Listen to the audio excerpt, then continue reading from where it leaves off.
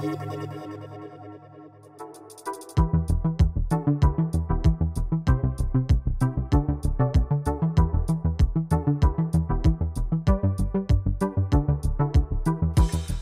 уважаемые зрители канала Нейромир ТВ. Мы продолжаем нашу программу «Политэкономика для всех». Надо сказать, что экономика все больше и больше касается жизни каждого из нас. Мы это чувствуем каждый день, когда заходим в магазин. Мы чувствуем это каждый день, когда достаем свой кошелек, смотрим и начинаем плакать. Потому что финансы во многом определяют бытие. Вот. Я немножко перефразировал классика, но тем не менее это так. И поможет разобраться нам в этом вопросе наш постоянный гость, соведущий этой программы Валентин Юрьевич Катасонов, профессор МГИМО, доктор экономических наук. Валентин Юрьевич, Да, ну вот давайте начнем с того, что, конечно, всех беспокоит вот положение с долларом, с рублем, с евро. И вот сегодня, готовясь к передаче, я распечатал график, диаграмму, где вот показана динамика изменения стоимости рубля там с 90-х годов по наши дни. И вот что обращает на себя внимание, это вот знаменитый дефолт 98-го года, когда произошел резкий рост курса доллара по отношению к рублю. И вот нынешняя динамика, в общем-то, близкая, ну, чуть-чуть сейчас поменьше, чем при дефолте 98-го года. Там обесценение порядка трехкратное было, да, а сейчас оно пока полуторакратное. Да. Да. Но, скажем так, процесс еще не закончился. Он более как бы растянутый по времени по сравнению с 98-м годом, но тем не менее по динамике он схож. Ну, если мы будем просто... Потому что даже если сравнить с 2008-2009 годом, там была более пологая вот эта... Ну, там все-таки проводилась определенная активная политика. А сейчас мы выступаем в роли неких созерцателей. Точно так же, как и в 98 году.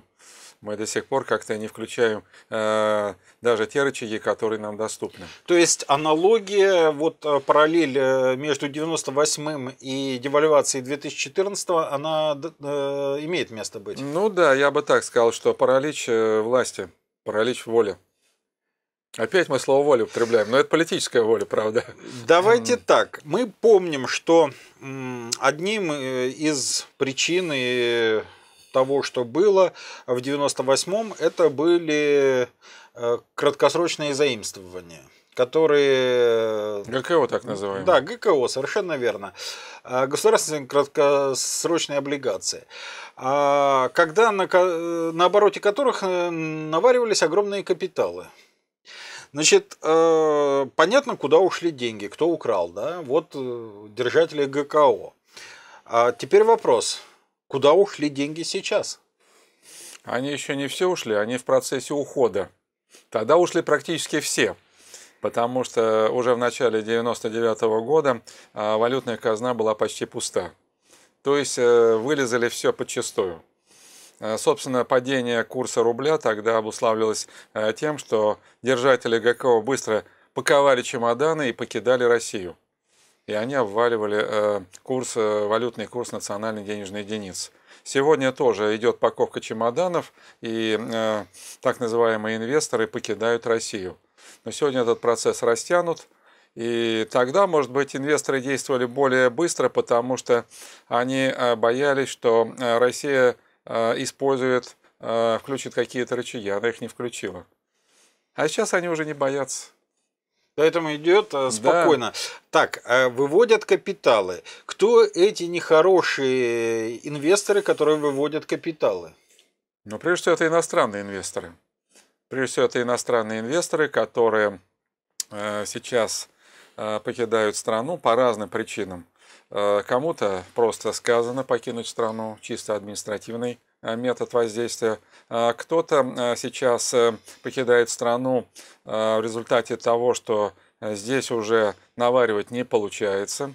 Другая ситуация, зато можно наварить в других точках земного шара. Ну, конкретно сейчас многие инвесторы возвращаются в Соединенные Штаты, поскольку там сворачивается третья программа количественных смягчений. И, соответственно, повышаются процентные ставки по депозитам, по некоторым видам бумаг. То есть вот идет такое перераспределение капитала. Так что я не исключаю, что сворачивание программы Q3, оно синхронизировано с экономическими санкциями. Хорошо. Ну вот вернемся к этой ситуации с обвалом на наших валютных рынках. Существует такое мнение, что обвал обусловлен прежде всего ростом, вернее падением цен на нефть. Но падение рубля началось несколько раньше, чем падение цен на нефть.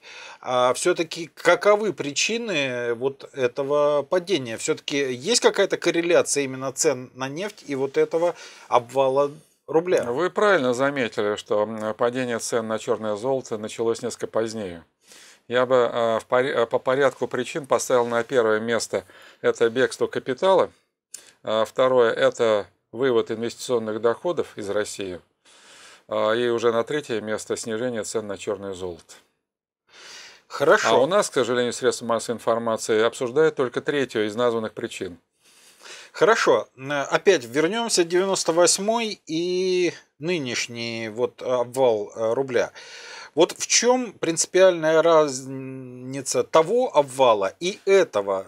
То есть то состояние экономики, которое мы оказались после дефолта 98-го, и то состояние экономики, которое мы оказались сейчас. То есть вот экономически можно говорить, что придет новый Примаков, и мы получим то же самое, что после 98-го. Рост. Но вы знаете, это вопрос к политикам, это уже не к экономистам вопрос. Опять это вопрос политической воли. Определенные аналогии есть, хотя, конечно, только определенные. Дело в том, что и тогда был обвал связан с тем, что ведь рос долговой пузырь. Только тогда долговой пузырь был в виде государственного долга. Сейчас долговой пузырь обусловлен, прежде всего, ростом корпоративного долга. Ростом корпоративного долга, и недаром я сказал, значит, на втором месте вывод инвестиционных доходов. Дело в том, что ведь на сегодняшний день, по данным Банка России, внешний долг Российской Федерации составляет 700 миллиардов долларов. Это и займы, и кредиты, и многие из них содержат определенные оговорки, условия, так называемые ковенанты. Если ухудшается экономическое положение страны или данного хозяйствующего субъекта, банка, компании, то кредитор-взаимодавец может требовать, значит, по ускоренному графику погашения обязательств, как обслуживания долга, так и погашения основной суммы долга. Вот это очень важный такой момент. К сожалению, я не владею всей информацией, но мои некоторые контакты с представителями, будем так говорить, реальной экономики или финансового сектора показывают, что именно так и есть. Они находятся в очень затруднительном положении. И поэтому ускоренно уходит капитал, именно не только иностранный, но и погашение обязательств российских хозяйствующих субъектов перед нерезидентами. Вот, Валентин Юрьевич, я слышал такое мнение, я тоже общаюсь с широким кругом как экономистов, так и политиков, и прозвучало такое мнение, что вот этот отток капитала, который сейчас начался, он в преддверии большой войны, когда некие инвесторы знают, что возможно, есть угроза их инвестициям в России, и есть угроза реальной какой-то большой заварухи, ну, назовем ее Четвертой мировой войной. Значит, в этом случае решили от греха подальше вывести свои активы, то есть, чтобы их ущерб был минимален, что и вывод вот этого капитала обусловлен тем, что готовится полномасштабная война. Ну, вы знаете, доходность инвестиций в России падает и потому, что на это работают рейтинговые агентства. А рейтинговые агентства, в свою очередь, говорят, экономическая, социальная, политическая дестабилизация, соответственно, значит, условия предоставления новых кредитов должны быть более жесткие.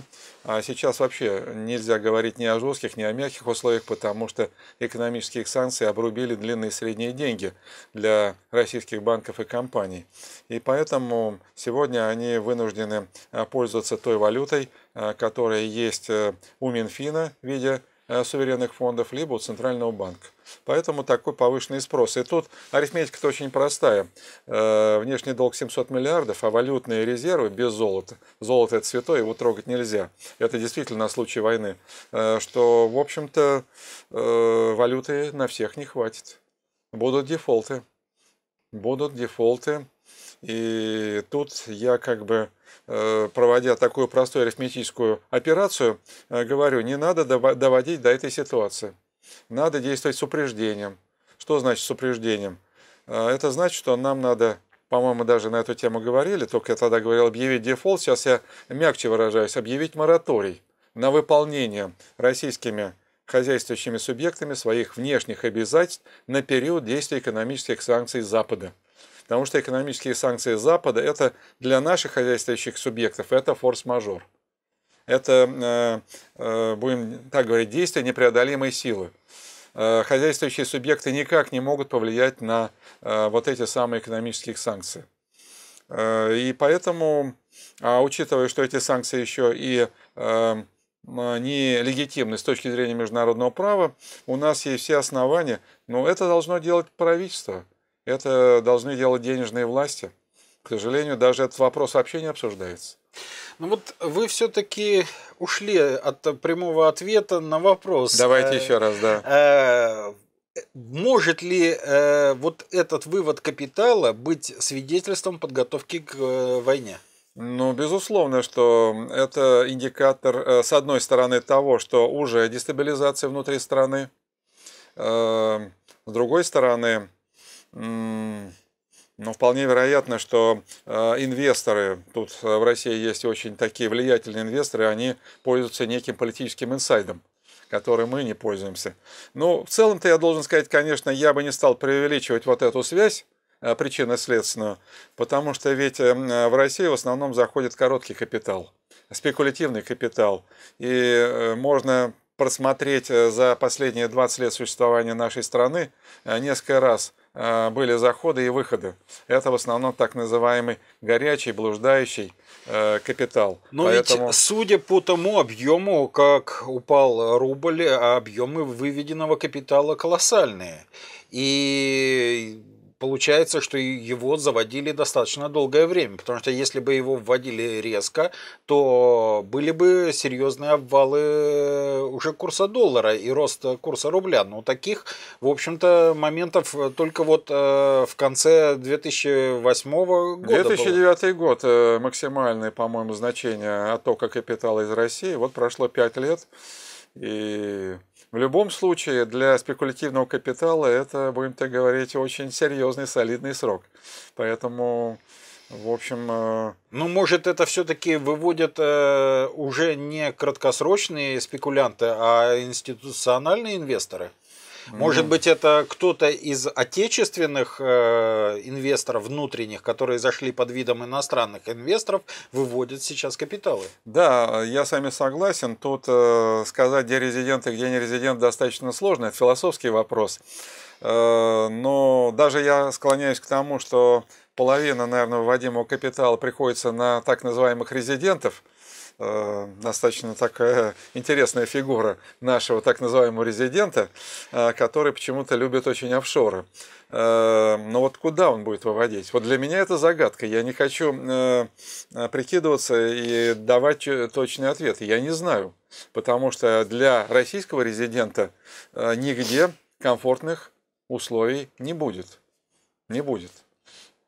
Но тогда, получается, здесь они ожидают чего-то более худшего. Ну вот, очень интересная логика наших резидентов, которые считают, что здесь, видимо, будет хуже, чем там. Ну, грубо говоря, здесь один раз, то есть здесь, там отрубят один раз голову, а здесь 2 раза.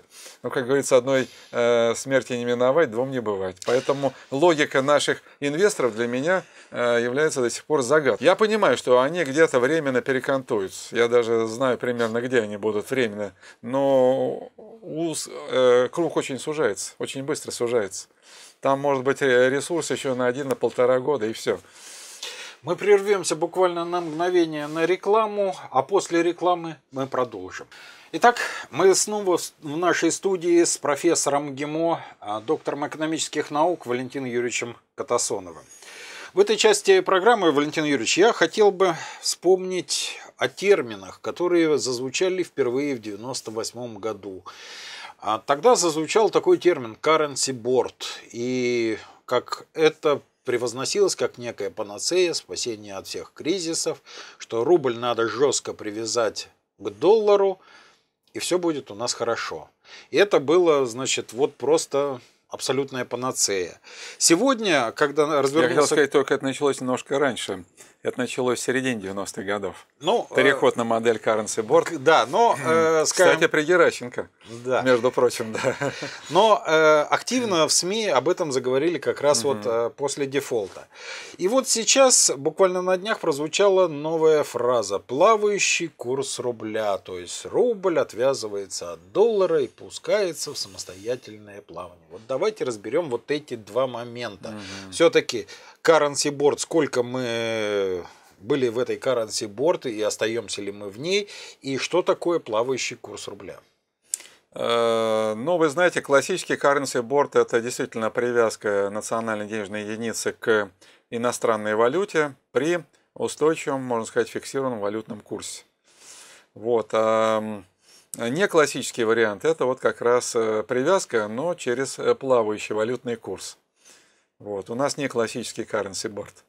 То есть от привязки мы никуда не делались. Ну да, там достаточно жестко. Но тогда зачем вся эта эквилибристика словесная? Ну, понимаете, в любом случае Центральный банк, он выпускает рубли под зеленую бумагу. Соответственно, он обеспечивает, значит, спрос на эту зеленую бумагу. Если бы, предположим, Россия жила по другим правилам и имитировала бы свои рубли под внутренние потребности реального сектора экономики, тогда нам зеленой бумаги требовалось бы в разы меньше. Тогда бы зеленая бумага выполняла совершенно другую функцию. Не как, будем так говорить, обеспечение денежной эмиссии, а просто как некий резерв на чрезвычайные ситуации. Некий стратегический ресурс. Хотя, на самом деле, я бы вообще бы зеленую бумагу из резервов исключил и оставил бы только желтый металл. Понятно. Вот, поэтому у нас, будем так говорить, избыточное количество валюты. Еще где-то лет 10 назад в учебниках по международным финансам, по валютно-кредитным отношениям приводились формулы, сколько стране необходимо иметь валютных резервов. Скажем, для покрытия там трехмесячного импорта товаров или там для обслуживания долга в течение энного количества месяцев. Это были очень скромные потребности.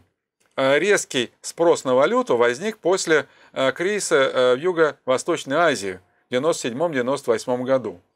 Вот тогда действительно произошла такая, я бы сказал, показательная порка целого ряда стран Юго-Восточной Азии, и Международный валютный фонд при этом мониторил эту ситуацию, и не просто мониторил, а контролировал, как они будут реагировать на эту ситуацию. Туда зашли спекулянты типа Сороса, они обвалили национальные денежные единицы, ну сначала разогрели экономику, потом, естественно, они быстро стали выходить и обваливать экономику, валютные курсы национальных денежных единиц. И для того, чтобы как-то стабилизировать валютные курсы, страны начали отстреливаться валютой. Так называемые вот эти самые интервенции. Да, интервенции. Более того, отстреливаясь, они еще при этом пытались где-то получить новые валютные кредиты, чтобы были дополнительные патроны. Вот. Это вот по правилам Международного валютного фонда. Значит, одна страна, Малайзия, сказала, у нас патроны кончаются, мы используем другой, гораздо более простой способ. Они ввели запреты на движение капитала. Ситуация сразу затихла. Все стабилизировалось. Но у нас уже поздно вводить запрет. Капитал-то выведен. Почему? Извините, у нас еще 400 миллиардов долларов. Если мы сейчас плотину не поставим, то мы лишимся этих 400 миллиардов долларов. Это и введение запретов на трансграничное движение, это и введение моратория на выполнение внешних обязательств и многое еще другое. Но вот это вот два первых пункта моей программы. Хорошо. Тогда у меня такой вопрос. Так вот, я хочу сказать, что после вот этого кризиса в Юго-Восточной Азии у всех стран возник испуг. И они стали бешеными темпами накапливать валютные резервы. Понимаете, это ведь событие не такое неординарное было на юго-востоке Азии. И валютный фонд вот тогда сказал: видите, вот как важно иметь валютные резервы для того, чтобы вы могли противостоять этим финансовым цунами. И валютные резервы с 97-98 годов в масштабах всего мира выросли, эти резервы, в несколько раз. Понимаете? Это ведь была целая кампания в пользу хозяев Федеральной резервной системы. Потому что у них спрос на зеленую бумагу стал падать. И вот таким образом они стимулируют это дело, поддерживают.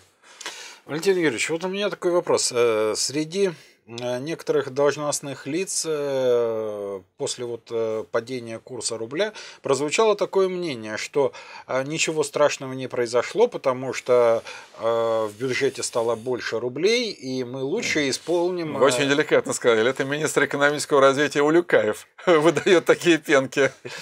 Ну вот насколько справедливо это утверждение? Неграмотное абсолютно утверждение.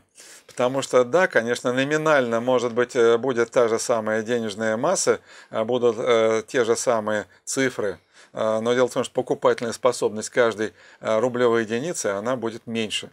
Она будет меньше. Ну, говорят, что вроде как снижается покупательная способность рубля по отношению к тем товарам, которые находятся на внешнем рынке. Но, извините, а мы же импортируем. Наш внутренний спрос удовлетворяется не за счет собственного производства, а за счет импорта. Импорт на глазах уже дорожает.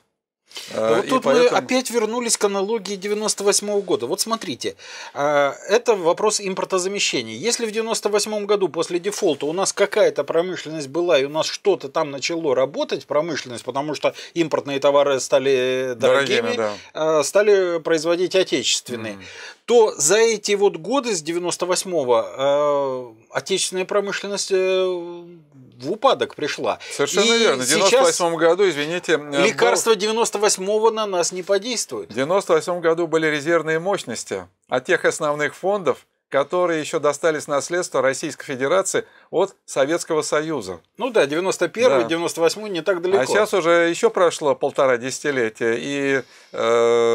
эти резервные мощности практически отсутствуют. То есть рецепт выхода 98 года к нынешней экономической ситуации и промышленности неприменим? Ну, каким-то отраслям не очень капиталоемким, может быть, он применим. Не капиталоемким, скажем, сельское хозяйство, где в расчете на 1 рубль товарной продукции капитальные затраты не так велики, а вот, скажем, тяжелая промышленность, там, конечно, там нужны громадные инвестиции, поэтому там резервных мощностей нету, и, соответственно, чтобы нам наращивать производство, нам нужны масштабные инвестиции, причем инвестиции валютные. Вот как раз, видите, я недаром говорю про мораторий. Вот надо изменить статус этих валютных резервов. Ну, все мы знаем, что валютные резервы, они в определенной пропорции делятся между Центральным банком и Минфином. А минфиновские деньги, я считаю, необходимо использовать как резерв индустриализации или импортозамещения. Но мне больше нравится слово индустриализация, потому что импортозамещение это очень как-то невнятно. Индустриализация понятна нашему человеку. Есть определенные аналогии, причем аналогии такие вдохновляющие, и аналогии конструктивные. С 29 по 41 год было построено без малого 10 тысяч предприятий. Был централизованный валютный резерв Советского Союза. Ну, тут можно изучать и использовать. Валентин Юрьевич, ну вот, коль мы еще говорим о currency board и серфинге вот этом финансовом на финансовом цунами, хотя, в общем-то, серфинг на currency board, мне кажется, достаточно рисковое занятие. Значит, у меня... Вы правильно говорите, мы занимаемся какой-то акробатикой, цирковым искусством, вместо того, чтобы заниматься экономикой. У нас давно уже нет экономики. Вы посмотрите, средства массовой информации о чем говорят? О изменении фондовых индексов, о колебаниях валютных курсов. А про реальный сектор экономики почти ничего не говорят. Или если говорят про реальный сектор экономики... Ну как говорить о том, чего нет? Вот именно, да. У нас совершенно смещены акценты, приоритеты. Но ведь в этой ситуации получается, что мы являемся полностью заложниками тех, кто, собственно, владеет долларом.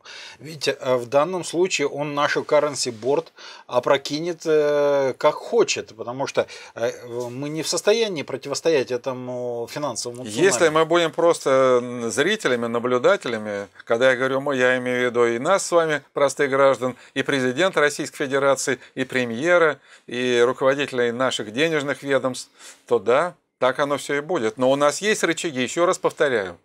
Мы эти рычаги не только не включаем, а мы их даже не озвучиваем. Вот что самое поразительное. Хорошо. Тогда у меня вот такой вопрос. Вот сейчас доллар перевалил за 50 рублей за доллар. Угу.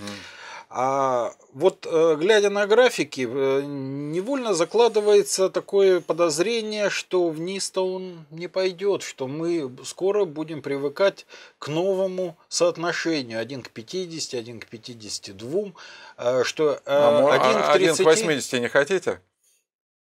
Почему вы считаете, что там именно на этой точке замерзнет?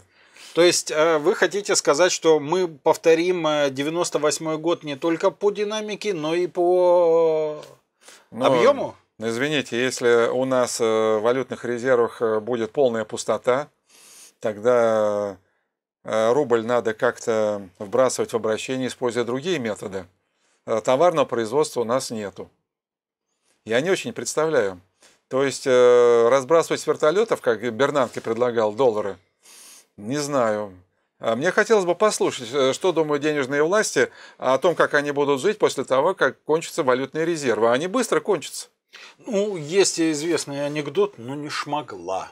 Выйдет министр финансов или там глава Центробанка и скажет, ну не шмогла. И что? Ну, они их уволят. Это будет Веймарская Германия начала 20-х годов, где была гиперинфляция. Люди утром получали зарплату и старались до конца рабочего дня истратить деньги, потому что завтра они уже ничего не стоили.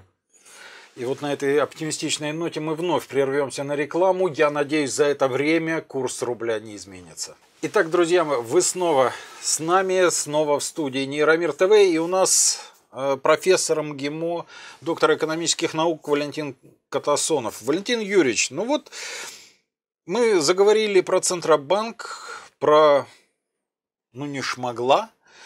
Значит, это вы нашу даму имеете в виду? Да, Эльвиру Набиуллину. У меня, собственно, такой вопрос. Вот чиновник высокопоставленный, что-то он не шмог. И что, вот он не шмог и ушел, а разваленная экономика, финансы остались просто как наследство кому-то, кто придет разгребать. Это дух нашего времени, полная безответственность. Что надо делать? Ну, прежде всего, у нас есть уникальный случай, уникальная возможность для того, чтобы показать, что все-таки мы начинаем восстанавливать персональную ответственность чиновников за то, что они делают, и особенно за то, что они не делают. А в данном случае это халатное бездействие. Преступное бездействие. Что-то Лаврентий Павловичем и Иосиф Виссарионовичем потянуло. Ведь это именно они вводили персональную ответственность чиновников за бездействие или враги народа там, за саботаж и так далее. Ну ведь это оттуда рецепты.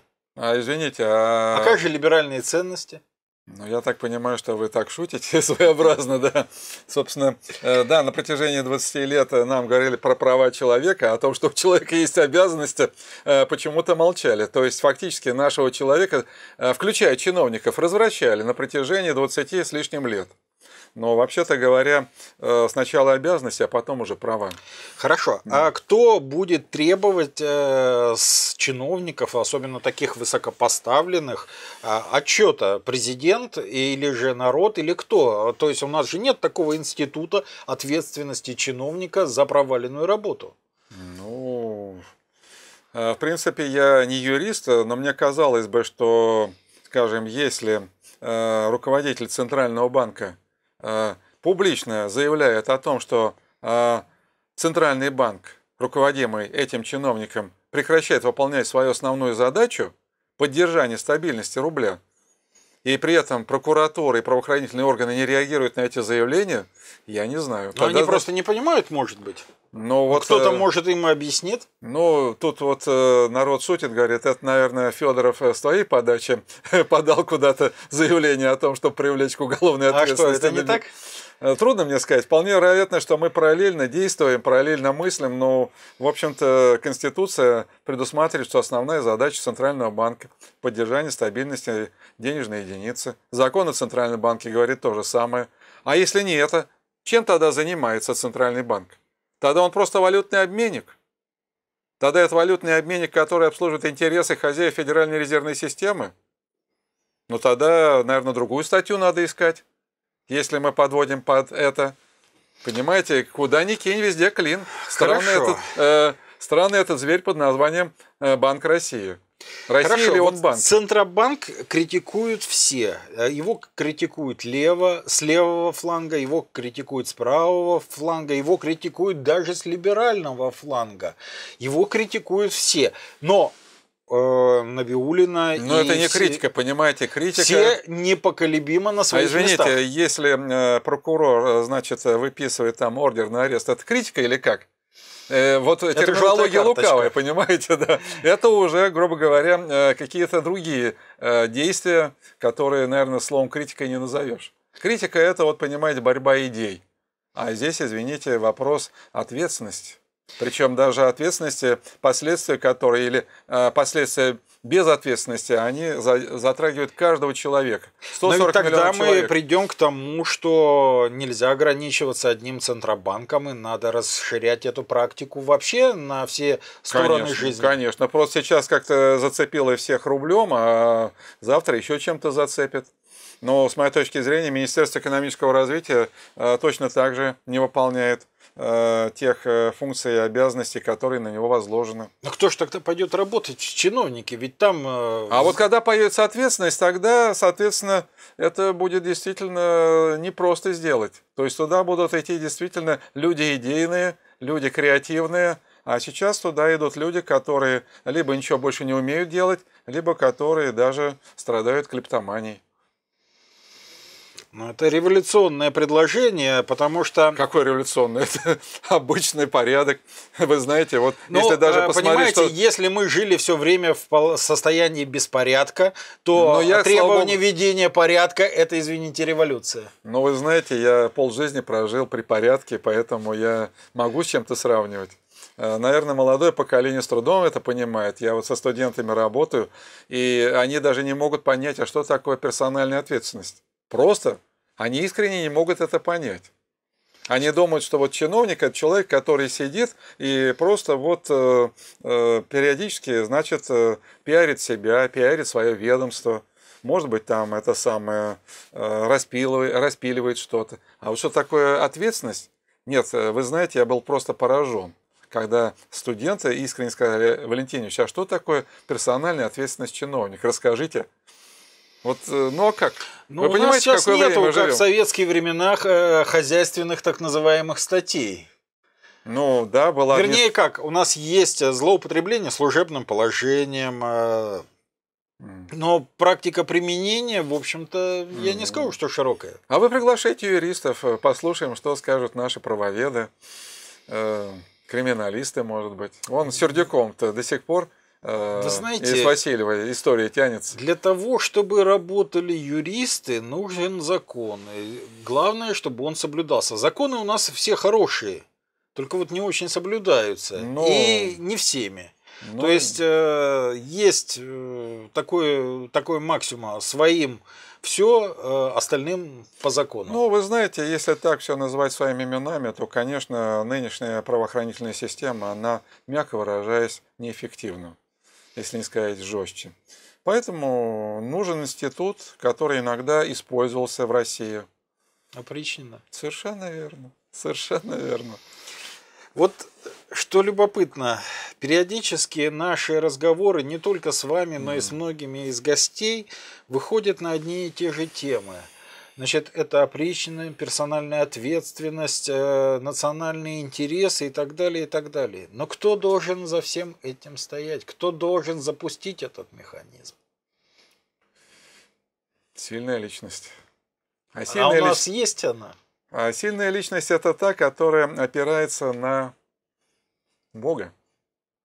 Пока мы не придем к пониманию того, что Бог делает историю, боюсь, мы не получим такой сильной личности. Потому что мы сейчас сражаемся против тех, которые имеют своим союзником того, о ком в Евангелии от Иоанна сказано: «Отец ваш дьявол, он лжец и убийца от начала». Действительно, мы имеем дело с ложью, и эта ложь постепенно ведет к гибели отдельно взятых людей и общества в целом.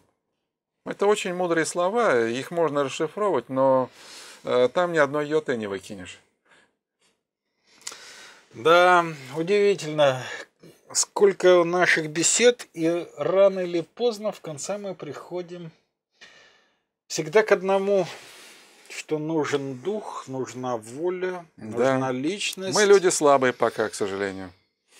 Пока слабые. Но ведь это выводит, собственно, вот конфликт, который сейчас есть в социуме, надо говорить, назвать вещи своими именами, уже на уровень метафизический. Такой. Конечно, конечно. Люди задумываются о смысле жизни, о То есть движущих силах это истории. можно говорить, что мы уже в апокалипсисе. То есть апокалипсис это не некое резкое событие, а это может быть растянутое. То есть мы находимся уже в апокалипсисе, и, собственно, происходит разделение тех, кто... Поляризация. Поляризация. Помните, как Спаситель сказал: «Я принес меч, не мир». Имеется в виду разделить мир на козлищ и овец, на плевелы и зерна. Все, как говорится, час истины. Это смысл истории. Так устроена история, такова цель истории. Мы обычно говорим «история», и когда мы обсуждаем, осмысливаем историю, мы всегда спрашиваем «почему?». Ищем причинно-следственной связи. Но в истории еще вопросительное слово «зачем?». Смысл истории, цель истории. А это крайне редко происходит. Я почему об этом говорю, так уверен, потому что недавно только написал книгу, которая называется «История как промысел Божий». То есть я как бы все эти вещи продумывал, и сейчас я их озвучиваю. Озвучиваю конечные выводы, промежуточные выводы, но это тема особого разговора. Ну что ж, спасибо за столь интересную беседу. А я хочу сказать, что промысел-то он Божий, а вот делаем, исполняем-то мы с вами. Итак, до новых встреч. До свидания.